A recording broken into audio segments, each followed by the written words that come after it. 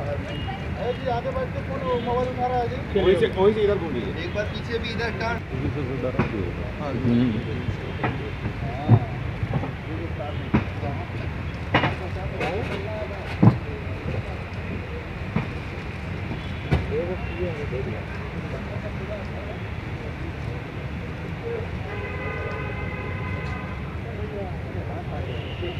हाँ आत्मसंपर्क नीति जो गवर्नमेंट की है, हाँ। उसके तहत आत्मसंपर्क कर देना चाहिए। आपको कब लगा और क्यों लगा ये बताइए, कहाँ थे उस समय? हम झुमरा में थे, अच्छा, क्या कर रहे थे? संगठन के काम कर रहे थे। ठीक, तो उसके बाद अचानक से ये कैसे? अचानक से नहीं, बहुत दिनों से जो पार्टी के लाइन नीति जो भटक गई है अपने से, हाँ। तो मेरा ये था, लेकिन बहुत दिनों तक मैं नहीं कर पाए। अच्छा, जो युवा भटक के आ रहे हैं, इसमें उनको क्या संदेश देंगे? आपका बुढ़ापा आ गया, बताइए, जो लोग अभी भी हैं उन लोगों तो बोले, उन लोगों को इस संगठन में भी नहीं जुड़ना चाहिए। पुराना लाइन नीति सब पार्टी का भी खत्म हो गई है।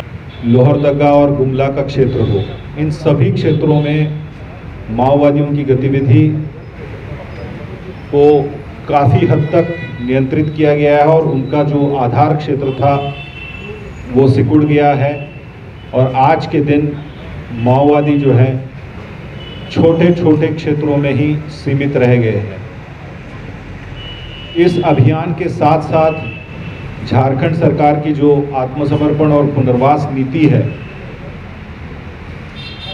जो एक पूर्ण रूप से और एक ऑल एनकम्पासिंग तरीके की जो आत्मसमर्पण नीति है,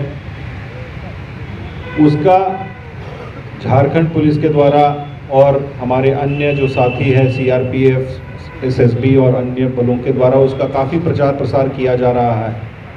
साई ऑप्स के अंतर्गत हम लोग गांव-गांव जा रहे हैं। जो नक्सली अभी भी कार्यरत है उनके घरों तक जा रहे हैं, उनके परिजनों तक जा रहे हैं, उनके गांव तक जा रहे हैं और उनकी भाषा में उन्हें इस आत्मसमर्पण नीति के बारे में बता रहे हैं। और इसी का परिणाम है कि विगत दिनों में कई सारे बड़े नक्सली कमांडर्स ने संयुक्त बलों के समक्ष आत्मसमर्पण किया है।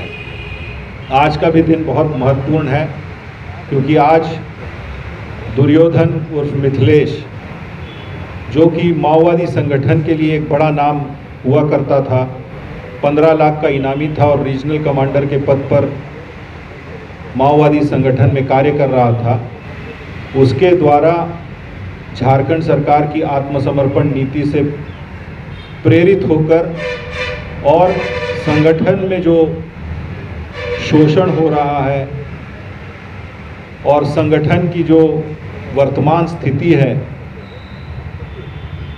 उसे देखते हुए उसने ये रास्ता चुना है।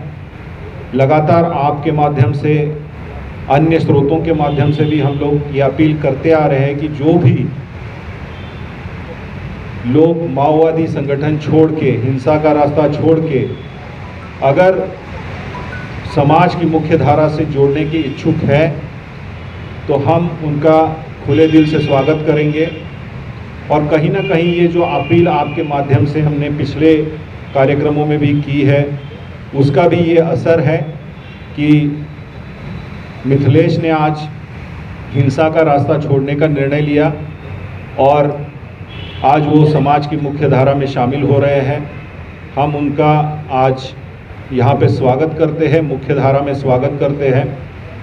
जैसा कि आप जानते हैं कि मिथिलेश, चाहे वो पारसनाथ का इलाका हो, झुमरा पहाड़ का इलाका हो, लुगू पहाड़ का इलाका हो, इन सभी क्षेत्रों में एक मुख्य माओवादी कमांडर के रूप में वो पिछले कई दशकों से कार्यरत था। मिथिलेश महतो पर 100 से अधिक कांड हजारीबाग, चतरा, गिरिडीह और अन्य जिलों में अंकित है। ये पूर्व में जेल में रहा है और उसके पश्चात 2013 में ये जेल से छूटने के पश्चात पुनः माओवादी संगठन इसने ज्वाइन किया था। हम लोग लगातार जो मिथिलेश महतो का जो एरिया है, उस एरिया में हम लोग, दुर्योधन का जो एरिया है, उस एरिया में लगातार अभियान चला रहे थे। और इस अभियान के क्रम में मैं इस बात का उल्लेख करना चाहूँगा कि विगत दिनों में सैक मेंबर हितेश, जो कि 25 लाख का इनामी था, नंदलाल माझी, उसकी गिरफ्तारी हुई। उसके पश्चात कारू यादव, जो कि मिथिलेश का ही एक साथी था, जो खुद एक रीजनल कमांडर था, उसकी गिरफ्तारी हजारीबाग पुलिस के द्वारा की गई। कृष्णा माझी, जो खुद एक रीजनल कमांडर था, उसकी गिरफ्तारी गिरिडीह पुलिस के द्वारा की गई।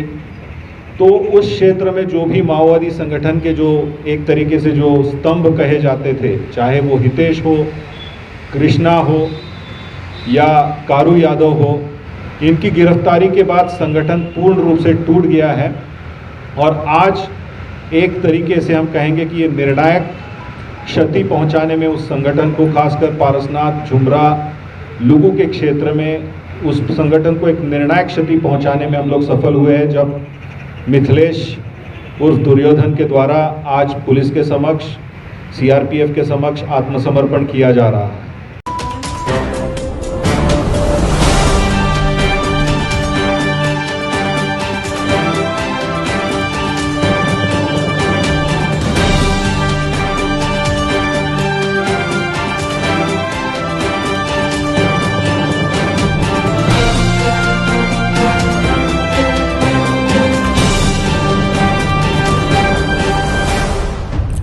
झारखंड लाइव और राज खोलें।